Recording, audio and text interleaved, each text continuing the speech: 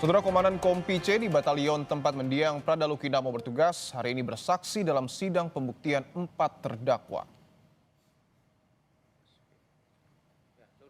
Letu Rahmat jadi saksi ke-12 untuk 4 terdakwa, yakni Pratu Ahmad Ahda, Pratu Emiliano de Araujo, Pratu Petrus Nong Brian Semi, dan Pratu Aprianto Rede Raja. Keempat terdakwa tersebut diduga menganiaya Pradaluki hingga berujung kematian. Mereka diancam hukuman 9 tahun penjara. Di awal kesaksiannya, Letu Rahmat mengaku melihat terdakwa Pratu Alan menganiaya Pradaluki dan Richard. Keesokan harinya saksi melihat banyak luka bekas penganiayaan di bagian punggung almarhum Pradaluki. Waktu saksi datang ke ruang staf Intel, masuk. Siap, kami langsung masuk. Kami suruh langsung keluar semua. Oh, saksi masuk. Ada siapa saja di dalam? Siap, di situ ada Letnan Faisal, ada Letnan Lukman, ada Pratu Alan. Terus? Siap, di situ sama izin almarhum dengan Prada Richard. Begitu saksi masuk, apa yang saksi lihat di dalam ini? Sedang ngapain mereka? Siap, waktu itu dicambuk sama Pratu Alan, kami langsung suruh panggil Pratu Alan. Kami suruh langsung, tidak ada lagi yang kumpul-kumpul di sini, pulang semua. Tidak ada yang kumpulan. Waktu datang ke ke rumah jaga tadi, jam 9, keadaannya seperti apa itu yang almarhum sama Richard ini? Siap, waktu itu kami untuk keadaannya kami langsung tanyakan. Bagaimana? Kami cek kode fisiknya. Waktu itu kami langsung, karena kami lihat, langsung kami panggil Letda Erman. Enggak, itu tadi lihat fisik ya kan? Siap, lihat fisik. Gimana kondisinya?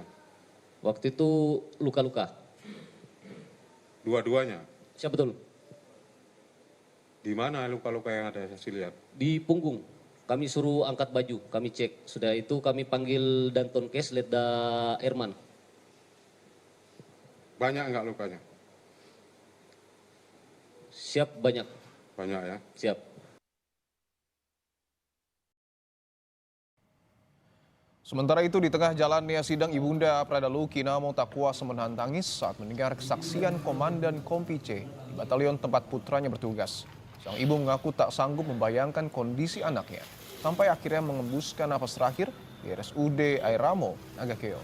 Ibu Pradaluki pun meminta Komandan Batalion serta Dokter Perwira di Yonif Teritorial Pembangunan 834 Wakangamere Nagakeo bersaksi di muka sidang. Itu dia datang memperkenalkan diri sebagai dokter batalion. Apa yang waktu awal-awal dijelaskan dokter Bambang ke mama? Dia hanya perkenalkan diri terus habis itu dia kebanyakannya komunikasi kayaknya lewat HP dengan komandan.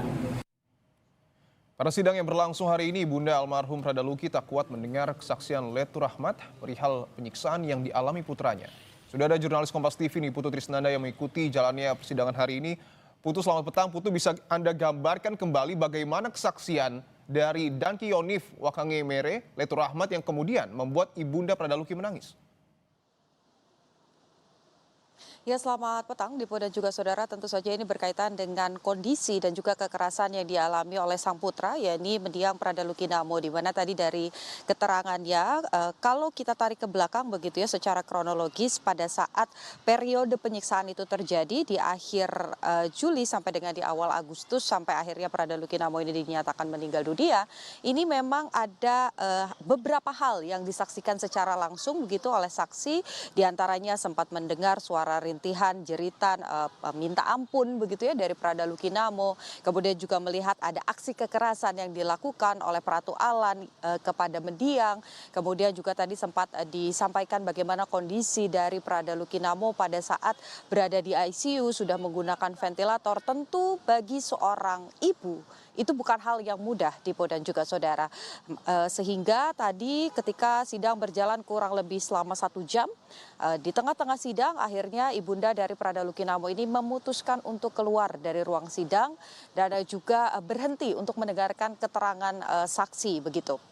Karena kalau kita lihat ini memang merupakan saksi ke-12 di mana dari total berkas yang dimasukkan begitu ya oleh auditor militer kepada majelis hakim, diserahkan kepada majelis hakim, ini ada 12 keterangan saksi ditambah 2 keterangan tambahan yaitu dari dokter dan dari anggota TNI, kemudian juga dari perwira tempat Luki ini berdinas, kemudian juga dari keterangan dokter. Tentu saja ini bukan hal yang mudah begitu bagi ibunda dari Prada Luki Namo, sehingga akhirnya keluar dari ruang sidang menangis. Dan tadi satu hal yang disampaikan kepada kami di Polda juga Saudara, jurnalis Kompas TV, memang meskipun ini hal yang tidak mudah begitu untuk didengarkan kembali, tapi harapan dari ibunda Prada Luki Namo itu hanya satu, bahwa terdakwa yang kemudian sudah berkali-kali disebutkan di dalam ruang sidang begitu ya, namanya disebut, perilaku kekerasan yang juga disebut oleh para saksi,